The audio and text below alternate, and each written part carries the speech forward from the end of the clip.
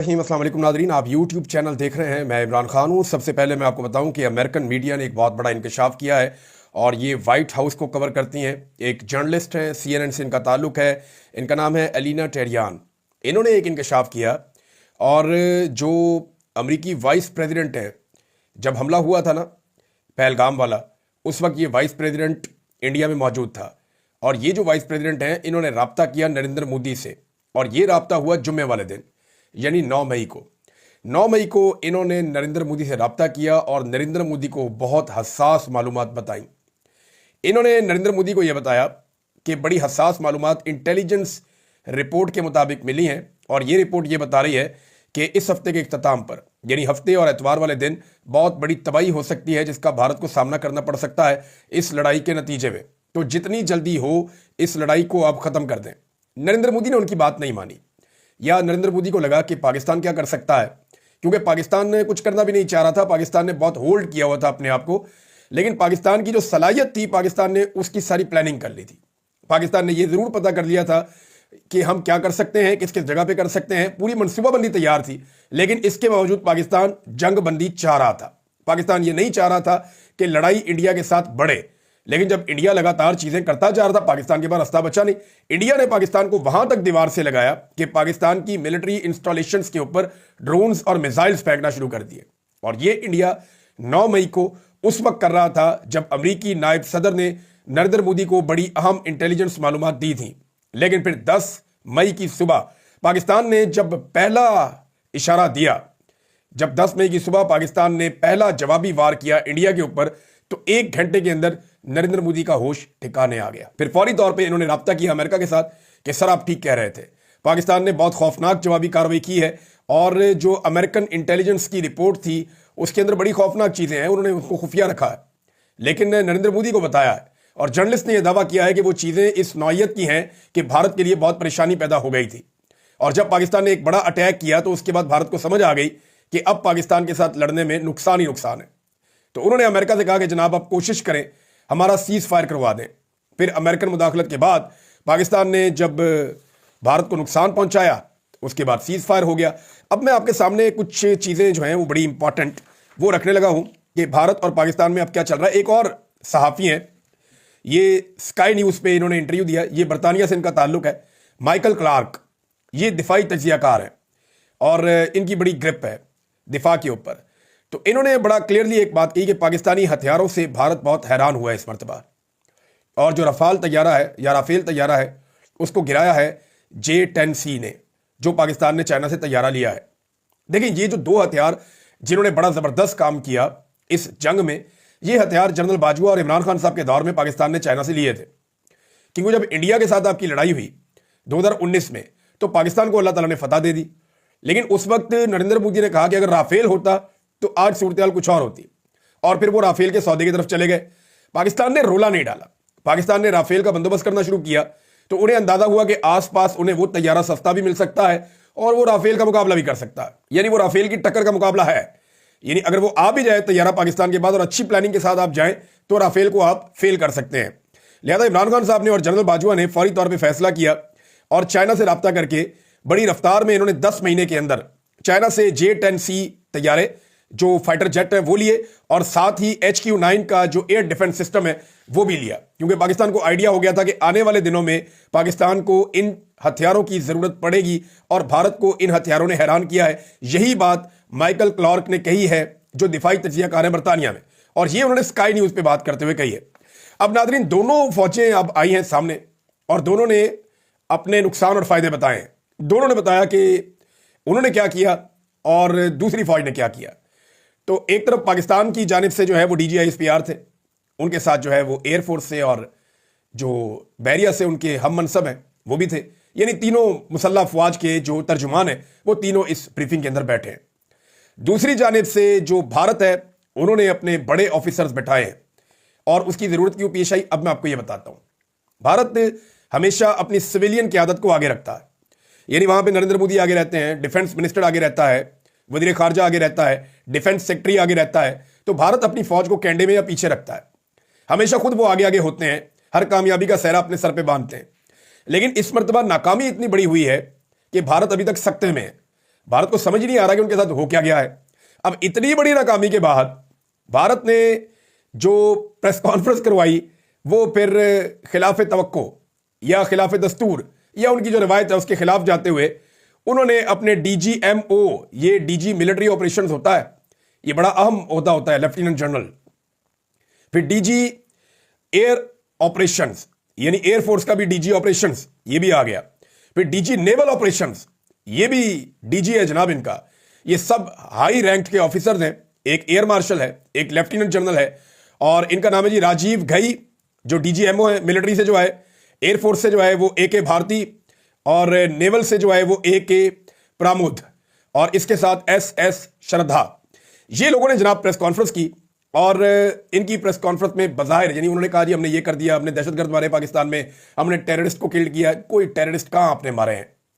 यहां पाकिस्तान में आपने खवातीन और बच्चों के ऊपर बम गिराए, यहां पे आपने जो मिसाइल और ड्रोन मारे हैं उसमें आम शहरी शहीद हो गए, नमाजी शहीद हो गए, जो मस्जिद के अंदर रहते थे कोई लोग वो शहीद हो गए। तो यहां पे मस्जिदों के ऊपर अटैक किया गया, सिविलियंस के ऊपर अटैक किया गया, और उसके नतीजे में पहले दिन की जो रिपोर्ट आई थी वो 31 अफराद जो हैं वो शहीद हो गए थे। तो इंडिया ने करार दे दिया जी हमने बहुत सारे दहशतगर्द मार दिए, हमने अपने टारगेट हिट कर लिए, लेकिन वो लोग सवालों के जवाब नहीं दे पाए। अब जो सवालात उनसे पूछे गए हैं, भारतीय मीडिया को मना कर दिया गया है पॉलिसी के तहत कि आप इन सवालात में ना जाएं या इनके जवाब आप मत चलाएं, क्योंकि वहां पे जो भारतीय एयर मार्शल थे AK भारती, जो DG एयरफोर्स ऑपरेशंस या DG एयर ऑपरेशंस, इन्होंने जो बात की है उसको एक शिकस्त के एतराफ के तौर पे लिया जा रहा है। मैं एज इट इज आपको इनका स्टेटमेंट सुनाऊं तो AK भारती ये कहते हैं, जब इनसे पूछा गया कि कितने राफेल गिराए गए हैं पाकिस्तान की जानिब से, जब उनसे पूछा तो उन्होंने कहा जी हम लड़ाई की हालत में हैं, नुकसानात जो है वो लड़ाई का हिस्सा होते हैं। क्या हमने अपने अहदाफ हासिल किए हैं, ये भी सवाल पूछा गया। उन्होंने कहा जी हमने किए हैं, नुकसानात पे मैं तबसरा नहीं करूंगा क्योंकि हम लड़ाई की हालत में हैं, इससे दुश्मन का फायदा होगा। ये जनाब जवाब है जो कोई जवाब नहीं है मेरी नज़र में। दूसरा इनसे पूछा गया आपने पाकिस्तान के तैयारी गिराए? उन्होंने कहा गिराए। कौन से गिराए हैं? जी वो मैं नहीं बता सकता। क्यों भाई नहीं बता सकते? पाकिस्तान तो पहले दिन से बता रहा है कि ये वाले राफेल गिराए, ये वाला SU-30 गिराया और ये वाला MiG-29 गिराया। पाकिस्तान तो पहले दिन से कह रहा है, बल्कि आज तो एक और दावा पाकिस्तान की जानिब से सामने आया, वो मैं आपके सामने बाद में रखता हूं। लेकिन यहां भारत ने जो इनकी बॉडी लैंग्वेज थी बड़ी डाउन थी, ये इनके मुंह उतरे हुए थे और अजीब इनके ऊपर जो है वो एक खौफ तारी था। एक भारत के अंदर एक सख्ते का आलम है, वो बेचारे परेशान है कि हम तो पाकिस्तान को तरने वाला समझ रहे थे, हम तो ये समझ रहे थे जैसे इसराइल फलस्तीन के ऊपर अटैक करता है हम जाएंगे पाकिस्तान में, जो दिल करेगा करके आ जाएंगे।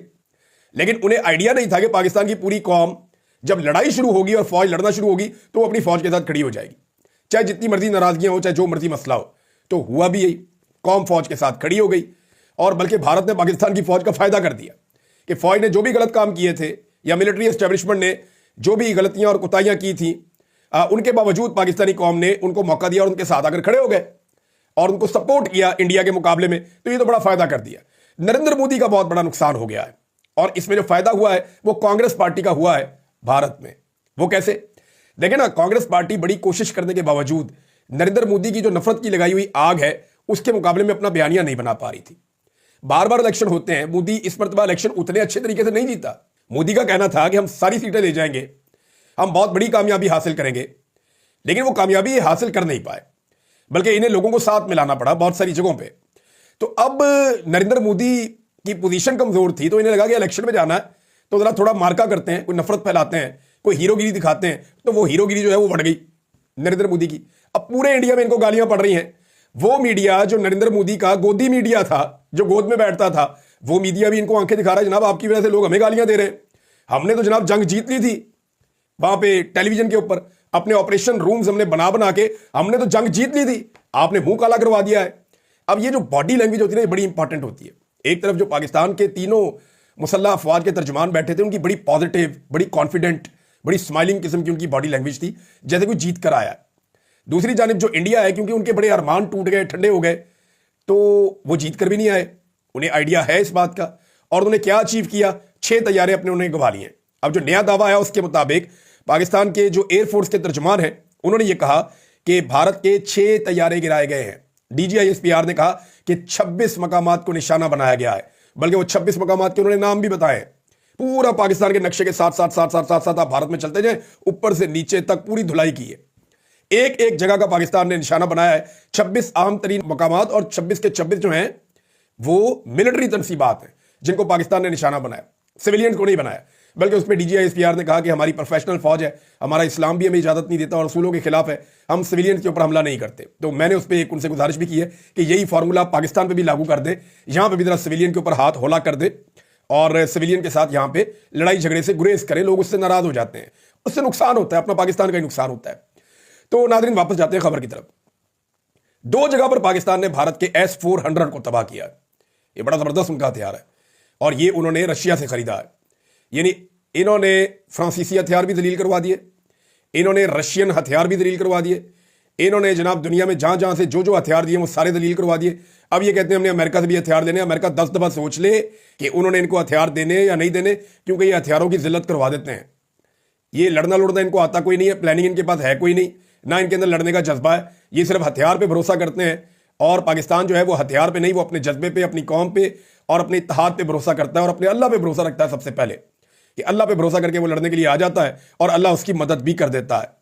तो नाज़रीन अभी मोदी पर ना हम भरोसा नहीं कर सकते।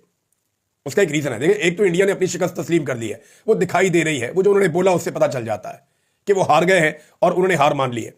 लेकिन दूसरी तरफ जब आप ये सोचते हैं कि अब मोदी क्या करेगा, तो उसका जितना बड़ा पॉलिटिकल डैमेज हो गया है उसको अब फेस सेविंग चाहिए। फेस सेविंग के लिए वो क्या करेगा? फेस सेविंग के लिए वो कुछ भी कर सकता है और उसके ऊपर बिल्कुल भरोसा नहीं किया जा सकता। पाकिस्तान को चौकन्ना रहना पड़ेगा और पाकिस्तान को हर किस्म की सूरत हाल के लिए तैयार रहना पड़ेगा। अब पाकिस्तान एयरफोर्स ने 6 तैयारों का दावा कर दिया और यह भी दावा किया है कि राफेल तैयारे 3 पहले तबाह किए गए थे और फिर एक और तबाह किया गया और रेडार्स के साथ बाकायदा पाकिस्तान ने सबूत सामने रखे। भारतीय मीडिया सर पकड़ के बैठ गया। भारतीय सोशल मीडिया और उनका मीडिया ये कह रहा है कि जनाब पाकिस्तानी फौज आपको जगह बता रही है, आपको रेडार्स के साथ बता रही है, आपको तैयारों के नाम बता रही है, आपको टाइम बता रही है, आपको एक एक जगह एक एक चीज याद दिला रही है कि आपका कौन सा तैयारा उन्होंने कहां फेंका है। आप भी बताएं ना। वो ये बताते हैं उन्होंने पाकिस्तान का नुकसान क्या किया, 0 नुकसान है पाकिस्तान का, एक भी तैयारा तबाह नहीं हुआ। ना वो ये बताते हैं कि उनके कौन से तैयारे गिरे हैं। अपने तैयारों के बारे में भी बात करने को तैयार नहीं है। तो एक हारी हुई फौज के साथ, देखिए ये जंग है, जंग में नुकसान किसी का भी हो सकता है। तो एक हारी हुई फौज के साथ आप हमदर्दी कर सकते हैं। और भारतीय जो सियासतदान है बड़े सियाणे हैं, उन्होंने कहा तुमने जंग हारी है ना, हमने तुम्हें इख्तियार दिया था पूरा, क्योंकि नरेंद्र मोदी ने एक मीटिंग करके अपनी फौज को यह कहा था कि मैं तुम्हें मुकम्मल इख्तियार दे रहा हूं, जगह का और वक्त का तयन तुम खुद कर लो और पाकिस्तान से बदला ले लो। यह खबर शाया हुई थी ना भारतीय मीडिया पे, आलमी मीडिया पे, कि नरेंद्र मोदी ने बुलाया अपने सर्विसेज चीफ्स को और उन्हें कहा कि आप डिसाइड करें, वक्त का तयन करें, जगह का तयन करें और आप अटैक करें किस पे? पाकिस्तान पे। और रा का बड़ा इंटेलिजेंस का एक निजाम था कि जनाब हमें पता है कहां कहां पे दहशतगर्द है, हमने क्या करना है, पाकिस्तान बहुत कमजोर हो गया, ये कर देंगे वो कर देंगे। रा फेल हो गया, यानी उनकी इंटेलिजेंस एजेंसी रा भी फेल हो गई और राफेल भी फेल हो गया। तो रा फेल हो गया। ये है जनाब छोटी सी बात जिसके अंदर सारी कहानी है। और अब जो है वो नरेंद्र मोदी फेस सेविंग करना चाहेगा, ये बात हम सब जानते हैं, हम सबको पता है। और भारत ने शिकस्त तस्लीम कर ली है। वो अपने मुंह से ये नहीं कह रहा, लेकिन जो उनके सवालों के जवाब थे जिन्हें भारतीय मीडिया अब नहीं दिखाएगा, उन्हें छुपाएगा, वो ये बता रहे हैं कि भारत ने एक्चुअली शिकस्त तस्लीम कर ली है। नाज़रीन आज एक और चीज भी हुई। कल जब DGISPR ने लेट उसको प्रेस कॉन्फ्रेंस की, तो उन्होंने कहा कि सोशल मीडिया जो है पाकिस्तान तरीके इंसाफ का, उसकी उन्होंने तारीफ की है। यह पहला मौका है जब से ये DGISPR आए हैं कि उन्होंने पाकिस्तान के सोशल मीडिया की तारीफ कर दी है। देखें यही सोशल मीडिया था जिसे कहा जाता था कि ये they are not well awared, यानी इनके पास इंफॉर्मेशन नहीं है, शऊर नहीं है इनको। ये भी कहा गया इनके बारे में, इसी इदारे की जानिब से कहा गया। इसी सोशल मीडिया को डिजिटल दहशतगर्द भी कहा गया, इसी इदारे की जानिब से कहा गया। और इसी एस्टेब्लिशमेंट के कहने के ऊपर पाकिस्तान में बेशुमार टाउटों ने सोशल मीडिया को मुल्क का गद्दार, बागी और पता नहीं क्या कुछ कहना शुरू कर दिया। उनको मुल्क दुश्मन करार दे दिया गया सोशल मीडिया के लोगों को। अब क्योंकि इनका ज्यादातर ताल्लुक इमरान खान के साथ है, इनका शऊर है, इन्हें पता है कि कब क्या करना है। इन्हें पता है कि आज पाकिस्तान को जरूरत है इंडिया के खिलाफ, हमने पाकिस्तान के खिलाफ खड़े होना है। इन्हें पता है कि पाकिस्तान में जो बेहतरीन पॉलिटिकल लीडर है इस वक्त कौन है, हमने उसके साथ खड़े होना है। इन्हें पता है कि अदालत में ज्यादती हो रही है, हमने जुल्म के खिलाफ खड़े होना है। इन्हें पता है कि जबरी गुमशुदगी एक गलत चीज है, हमने उसके खिलाफ खड़े होना है। सोशल मीडिया हर वक्त हर जगह सही पोजीशन लेता है। इन्होंने पाकिस्तान तरीके इंसाफ के अपने लोगों की ऐसी तैसी फेर के रख दी जहां पे उन्होंने गलत फैसले किए।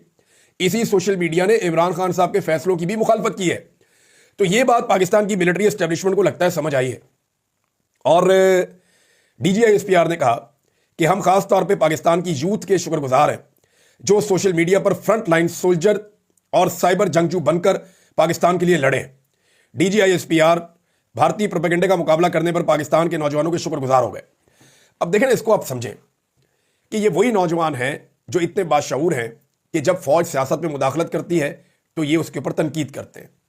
यानी जो फौजी बॉर्डर के ऊपर खड़ा हुआ है वो कल भी हीरो था, वो आज भी हीरो है, लेकिन जो फौजी जबरी गुमशुदगियां करेंगे या जो सियासत में हिस्सा लेंगे या अपने जो हलफ है उनका उससे वफादारी नहीं करेंगे, उससे बेवफाई करेंगे, या डी चौक के अंदर कोई स्नाइपर से गोली चलाएगा या कोई निहत्ते शहरियों को निशाना बनाएगा या लोगों की चादर और चारदीवारी का तकद्दुस पामाल किया जाएगा या सहाफियों को, शायरों को और सियासतदानों को उठाकर अगवा किया जाएगा और उनसे प्रेस कॉन्फ्रेंसेस करवाई जाएंगी। जब ये चीजें करवाई जाएंगी तो फिर वो हीरो नहीं हो सकते। वो रोल नेगेटिव है। जब वो रोल करेंगे तो लोग तनकीद करेंगे, जब वो रोल करेंगे तो लोग सामने आकर खड़े हो जाएंगे, फिर आपको बर्दाश्त करना पड़ेगा। लेकिन जैसे ही आप बॉर्डर पे जाएंगे और पाकिस्तान के लिए लड़ेंगे, लोग आपके साथ खड़े हो जाएंगे। लोगों को इतना शऊर है इस मुल्क के अंदर, और कुछ टाउट तो ऐसे बोल रहे हैं जैसे उनसे उनके कोई वालिद छिन गए हैं। भाई ये फौज पूरे पाकिस्तान की फौज है। ये लोगों ने अगर आज फौज को सपोर्ट किया तो इंडिया के खिलाफ सपोर्ट किया है। फख्र की बात यह है कि इन्होंने फौज को कभी भी सपोर्ट नहीं किया गलत काम करने के लिए, सियासत में मुदाखलत करने के लिए, कारोबार करने के लिए। वो काम जो इनके आईनी हलफ के खिलाफ है, जब वो काम करते हैं तो लोगों ने कभी सपोर्ट नहीं किया। कितनी अच्छी बात है, जब से लोगों को शऊर आया है। मैं उसके बाद की बात बता रहा हूं। लेकिन जो टाउट्स हैं उनके लिए ये बड़ी परेशानी की बात है कि हमने इतनी लड़ाई लड़ ली एस्टेब्लिशमेंट के कहने के ऊपर, और अब एस्टेब्लिशमेंट जो है वो तारीफें कर रही है उन्हीं नौजवानों की जिनके खिलाफ हम दिन रात लड़ रहे थे। मेरे ख्याल में थोड़ा सा इंतजार कर लेते ना तो सनम जावेद को गिरफ्तार ना करते, तो जब ये लड़ाई शुरू हुई थी और पाकिस्तान ने जवाब दिया था तो वो भी पाकिस्तान के साथ खड़ी होती, वो पाकिस्तान की फौज का साथ दे रही होती। वो तो यही कह रही थी ना कि बॉर्डर पे जाएं, उनसे लड़ें, हमें ना मारे। देखिए ये लोग नाराज क्यों हैं? एस्टेब्लिशमेंट ने इन्हें बहुत मारा है, पिछले 3 साल से मार खा रहे हैं। इंडिया को तो मार पड़ी है 10-15 मिनट, यानी थोड़ी सी एक आधा दिन मार खा के इंडिया की तबीयत साफ हो गई। अब पाकिस्तान तहरीक इंसाफ की हिम्मत देखें कि वो कब से मार खा रहे हैं। 3 साल हो गए मार खा रहे हैं। कितने बेशुमार हजारों बंदे, आज तक किसी पॉलिटिकल पार्टी के इतने बंदे गिरफ्तार नहीं हुए जितने पाकिस्तान तहरीक इंसाफ के 3 साल में गिरफ्तार हो गए। तबाहियां ही फेर दी हैं, मिलिट्री कोर्ट उठा के लेगी, वहां पे फैसले कर दिए और अदालत ने उनको जायज भी करार दे दिया। आप अंदाजा करें ये सब कुछ इस मुल्क में हो रहा है, इस मुल्क के अंदर हो रहा है ये सारा कुछ, तो लोग नाराज क्यों नहीं होंगे? लेकिन अब मुझे ऐसा लगता है कि सेंस प्रिवेल करनी चाहिए, होश के नाखून लेने चाहिए। मुझे एक साहब ने फोन किया और उन्होंने एक बहुत बड़ा दावा किया। उन्होंने कहा जी कि ये एक कुछ मीटिंग्स हुई हैं और उनके अंदर इस बात पे गौर किया गया है कि जो गद्दारी वाला बयानिया है वो तो बढ़ गया। ये जो अभी हुआ है पाकिस्तान में, इसके बाद गद्दारी वाला बयानिया तो बढ़ गया, उसके अंदर तो अब जान नहीं रही, क्योंकि ये बयानिया बनाया गया था कि पीटीआई है ही मुल्क की गद्दार, ये मुल्क के खिलाफ है, ये मुल्क के साथ खड़े ही नहीं हो सकते। वो बयानिया तो गया वड़। लिहाजा अब आने वाले दिनों में इमरान साहब आप तवक्को करें कि पाकिस्तान तहरीक इंसाफ के कुछ अहम तरीन लोग, जिनमें यास्मीन राशिद साहिबा का नाम आपने याद रखना है, ये आजाद हो सकते हैं। उन्होंने क्लेम किया, अभी उनका क्लेम है, कुछ थोड़ी समझ भी आती है बात की कि अब आप ज्यादा चूरन ये बेच नहीं सकते कि ये लोग गद्दार हैं। इन लोगों ने इदारों के अंदर और इदारों के बाहर और पूरे मुल्क के अंदर साबित कर दिया है कि ये वतन के गद्दार नहीं है, ये वतन के वफादार है। ये मुश्किल वक्त में अपने पाकिस्तान के साथ खड़े हुए हैं और पाकिस्तान तहरीक इंसाफ ने ऐसा लगता है सेलिब्रेशन किए और किसी ने की नहीं। ऐसा लगता है पाकिस्तान की कामयाबी की खुशी जो है वो सिर्फ पाकिस्तान तहरीक इंसाफ को हुई है।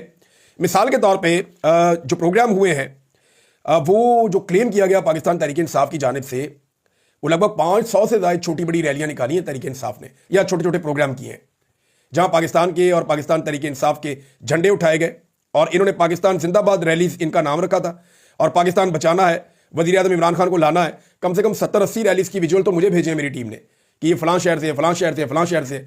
जो रावलपिंडी डिवीजन है उसके अंदर ही 2 दर्जन रैलियां हैं जो रिपोर्ट हुई हैं। छोटे छोटे इलाकों में, छोटी छोटी गलियों में लोग इकट्ठे हुए, उन्होंने सेलिब्रेट किया कि पाकिस्तान जीत गया है। तो पाकिस्तान की जीत की खुशी भी पाकिस्तान तहरीक इंसाफ मना रही है। जो हुकूमत में है वो चुप करके बैठे हुए हैं।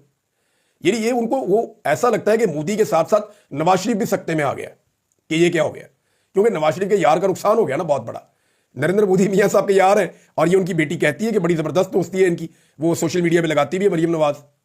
तो अब नवाज शरीफ साहब के जो यार हैं उनका बहुत बड़ा नुकसान हो गया और ऐसा लगता है कि उनकी पूरी पार्टी इसलिए सख्ते में है। ना इन्होंने सोशल मीडिया पे पाकिस्तान का बयानिया लड़ा, ना इन टाउटों ने पाकिस्तान का बयानिया लड़ा, ना पीपल्स पार्टी ने, ना पीएमएलएन ने खुलकर ये लड़ाई लड़ी। हाँ, एक जमात के बारे में कहूंगा, एक तो जमात इस्लामी है, उनकी सोशल मीडिया पे अपीयरेंस इतनी ज्यादा नहीं है, लेकिन उन्होंने वो हमेशा यही करते हैं और उन्होंने पाकिस्तान के साथ खड़े हुए।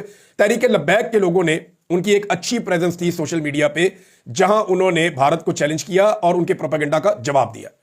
लेकिन पाकिस्तान तहरीक इंसाफ ने, क्योंकि सबसे तगड़ा सोशल मीडिया उनका है, तो उन्होंने तो कमाल कर दिया।